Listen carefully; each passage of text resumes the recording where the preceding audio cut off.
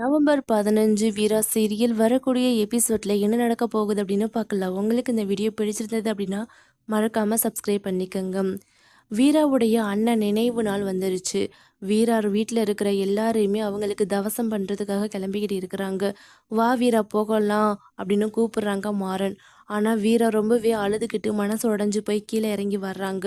அப்புறம் குடும்பமாக சேர்ந்து தவசம் பண்ணுறதுக்காக வீராவுடைய வீட்டுக்கு போகிறாங்க. அங்கே வந்துட்டு உங்கள் ரத்தத்தில் பிறந்தவங்க யாராவது தான் இந்த தவசத்தை வந்து பண்ணணும் அப்படின்னு ஐயர் வந்து சொல்கிறாங்க. அதுக்கு குடும்பத்தில் இருக்கிற எல்லாருமே வந்து சொல்லிடுறாங்க. இல்லை இவங்க வீட்டில் இருக்கிறது பொண்ணுங்க தான், அந்த மாதிரி யாருமே இல்லை, பொண்ணுங்களே பண்ணட்டும் அப்படின்னு சொல்லிடுறாங்க. சரின்னு சொல்லிட்டு அந்த ஐயரும் மந்திரமெல்லாம் சொல்லி அந்த தவசத்தையும் நல்லபடியாக செஞ்சு முடிக்கிறாங்க.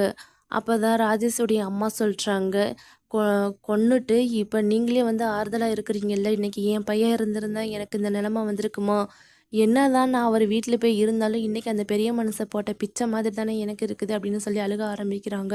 அவங்களுடைய பையன் ராஜேஷை நினச்சி. இன்னொரு பக்கம் தன்னோட அண்ணனை நினச்சி வீட்டில் இருக்கிற எல்லாரையுமே ரொம்ப ஃபீல் பண்ண ஆரம்பிக்கிறாங்க.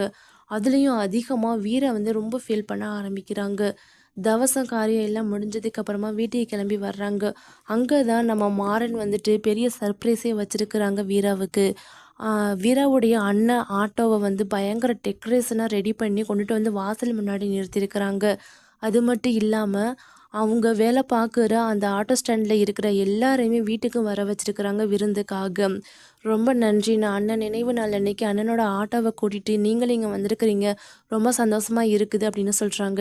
இது எல்லாத்துக்குமே உன் புருஷன் தாம்மா காரணம். அவன் அங்கே வரையில் எங்களுக்கு அவ்வளோ கோவம் வந்துச்சு, பிடிச்சி அடிச்சிருவோமெல்லாம் வந்துச்சு.